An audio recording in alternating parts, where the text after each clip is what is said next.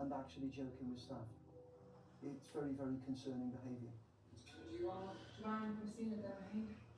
What you can see from this footage is that I'm literally on the next desk being booked in. Just amazing me how unemotional the woman was. She didn't act like a person who'd just been arrested for 2 attempted murders and a murder. She looked like she just, I don't know, day out for jumping around, happy, flirting with the officers. Your baby's things are It's clear to me that she's enjoying the spectacle, that people are looking at her as somebody that's about to become notorious.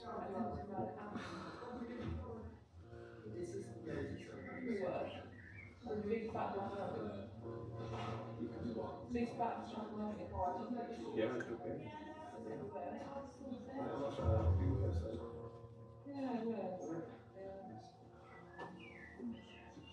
The way that she portrayed herself as smiling and interacting on a humorous level with the officers says to me, morally, she has no regard for what she's just done.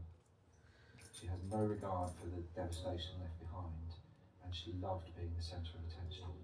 Why isn't it pen and paper? It seems to make my signature look really dodgy. When I saw the CCTV footage of Jo, it was like somebody I didn't know. She's standing there being charged, smiling and laughing with police officers. That's not the kind, loving Joanna was our baby. It's not. With Dennehy locked up, a dangerous criminal was now off the streets. But in the final part of Crimes That Shook Britain, we'll see how her trail of destruction was actually far more devastating than police had initially suspected.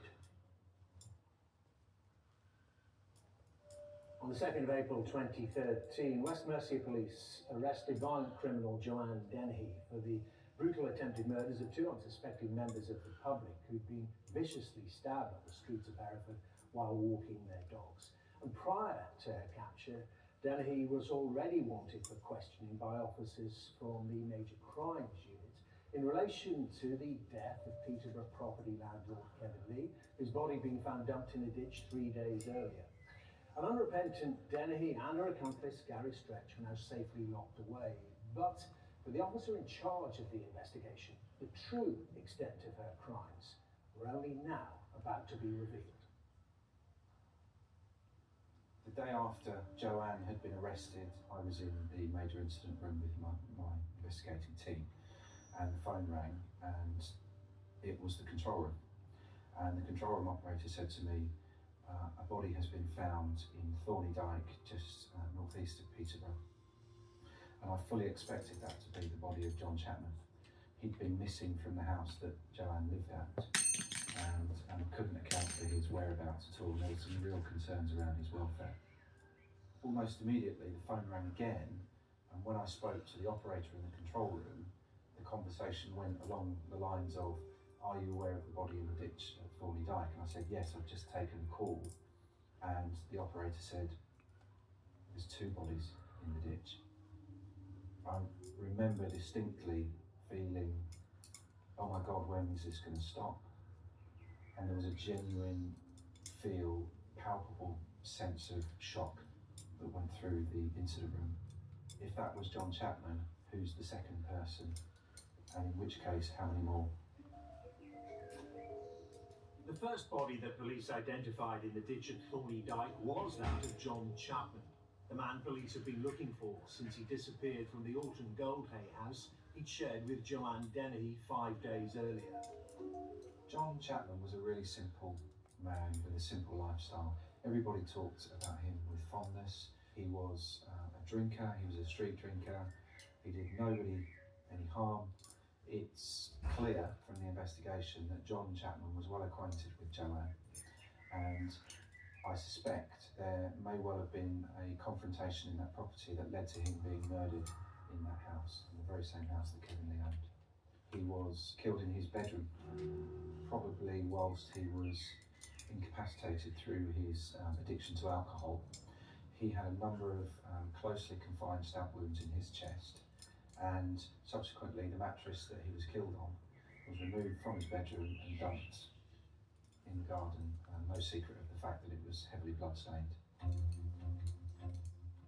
The second body, retrieved from the ditch at Thorny Dyke, belonged to 31-year-old Lukasz Slabozewski. Lukasz Slabozewski was a Polish national living in Peterborough, had family around the UK, lived a relatively chaotic lifestyle, more than sufficient evidence to say that he was a regular drug user, would be in the city where perhaps people homeless living in shelters or reliant on soup kitchens would congregate. And I think that's probably where the association with Dennehy was established. This CCTV footage, filmed on the 19th of March 2013, shows Lucas's final movements on the day he went missing. Shortly after withdrawing money from this cash point, he would visit Joanne Dennehy at one of Kevin Lee's properties on Rolleston Garth in Peterborough. Clearly there was an arranged meeting between he and Joanne, and I'm in no doubt that that was driven by sex and agreement to meet for sex. What we know is that Lukasz was attacked in that property and he was stabbed in the chest. At least one of those stab wounds piercing his heart, and he died in the house at Rolleston Garth, having pre-arranged meeting with Joanne there. Police believe that Lukasz was in fact Dennehy's first victim, having been killed 10 days before John Chapman and Kevin Lee. Forensic officers were able to determine that his attack probably started in the bathroom of the property. A significant number of blood spots that were found in the living room suggested the assault had been long and sustained. And this was reinforced by the injuries found on Lucas's body after it was retrieved from the ditch in Thorny Dyke. The depth of the wounds were much more than superficial. And the extent to which the knife went into Lucas's heart showed a high degree of violence. Police were now aware that Joanne Dennehy had killed 3 people in Peterborough and savagely attacked 2 more before leaving them for dead on the streets of Hereford. And as their inquiries continued, they would gain further insight into the mind of a killer who appeared to show no remorse for her actions. A really disturbing element of this investigation was Joanne made no secret of the fact that she killed Lukasz. She told a number of people, and on one occasion before her arrest, she took a young girl to a wheelie bin in the proximity of Rolleston Garth, where she had placed Lucas's body, and he'd been there for a number of days, and she showed a then 14-year-old girl the body of Lukasz. The evidence against Joanne Dennehy was compelling, and on the 18th of November 2013, she would attend a pre-trial hearing at the Old Bailey in London, where she would stand accused of 2 counts of attempted murder and 3 counts of actual murder for the deaths of Lukasz Slabozewski, John Chapman and Kevin Lee. We anticipated a long drawn-out trial, and a lot of work had been put in to prepare for just that, but it was a shock to everybody in that packed courtroom after 10 minutes. She stood up in response to being read the indictments, and she pleaded guilty. Nobody expected that to happen. When I heard Joanne had pleaded guilty, I was very surprised, because I thought that she'd wanted notoriety. She wanted to be in the limelight. She wanted to be recognised as doing something. But I was very surprised. I think that she may even have made that decision at the moment that she stood up. I think it might have been as late in the day as that, because she could see a packed courtroom, the most famous court in the country. All eyes were on her, and this was her last opportunity to control the situation in a way that she wanted to. On February the 28th, 2014, 3 months after her guilty plea, Joanne Dennehy returned to the Old Bailey, where she would be sentenced by Mr. Justice Spencer. The serial killer Joanna Dennehy from Peterborough will spend the rest of her life in prison after killing 3 men and attempting to kill 2 others. As the whole life prison term was read out by the judge at the Old Bailey, Dennehy muttered and smirked. She's only the 3rd woman to be given a life tariff, along with Rose West and Myra Hindley. On sentencing, the judge told Dennehy she was a cruel, calculating, selfish and manipulative serial killer. She simply laughed when she was told she'd spend the rest of her life behind bars.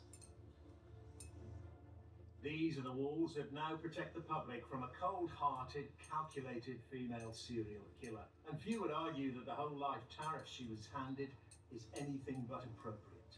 In my opinion, Joanne Dennehy is the most dangerous individual in the criminal justice system today. She has no emotion, she will not consider the consequences of her actions, and behaves in a way that is not erratic, it's calculated.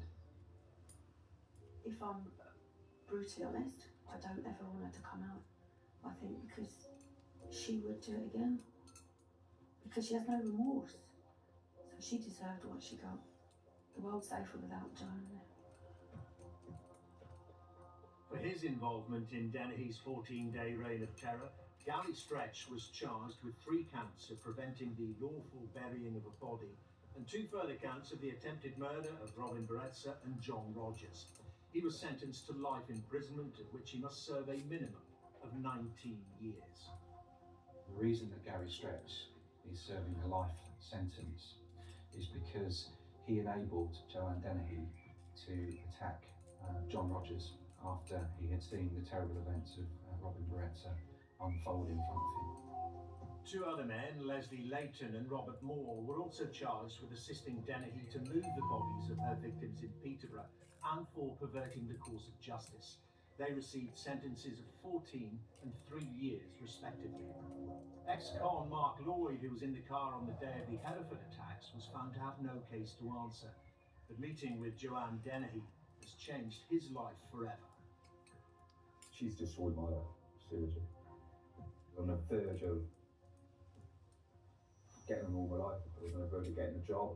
I've left the bail hospital.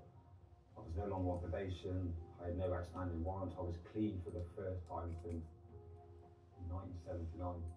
She's destroyed my life. That's the price I have to pay. That's the price I have to pay. I could be dead. Dennehy's cold-blooded crimes have shattered the lives of her own family as well. We have not talked to her, spoke to her. I don't think she would speak to us anyway. And I wouldn't like to see her.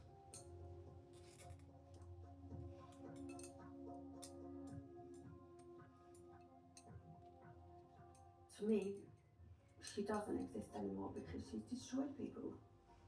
So I would never want anything to do with her. Because she's not my Jo. The girl that killed those people is not my daughter. My daughter's that nice 14-year-old that never came home. But the biggest loss of all will be suffered by the families of those that Joanne Dennehy callously killed in her 14-day reign of terror during the spring of 2013. I just wish she'd never walked in, and I just wish that Kevin had never given her the chance that he'd given everyone else. Because there's always one bad apple. Unfortunately, Kevin made one mistake and it cost him his life. The actions of Joanne Dennehy in 2013 made headline news and sent shockwaves through 2 otherwise peaceful communities. A trail of destruction would leave both mental and physical scars and earn her a place in criminal history alongside some of the country's most notorious killers. Join me next time for more Crimes That Shook Britain.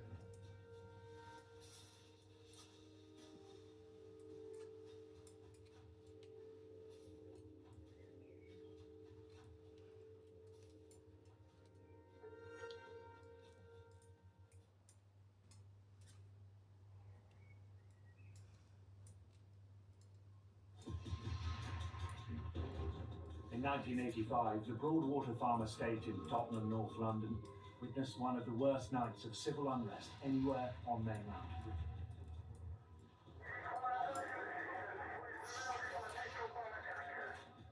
A result of the simmering tensions between mostly black youths and members of the Metropolitan Police, anger and frustration boiled over in an outbreak of violence on the night of the 6th of October. The level of violence on both sides it has to be accepted, was extreme. The brutality of that night led to the horrific murder of a policeman called Keith Blakelock. You don't expect to go to work with a fella and come home without him. It resulted in one of the most infamous police investigations in British history. Despite the guilty verdicts, a new forensic technique would blow the case apart and reveal a terrible miscarriage of justice. It's a mystery that spans 3 decades, but are police any closer to finally solving the crime? I'm Dermot Murnane, and the events surrounding the 1985 Broadwater Farm riots and the death of PC Keith Blakelock are crimes that shook Britain.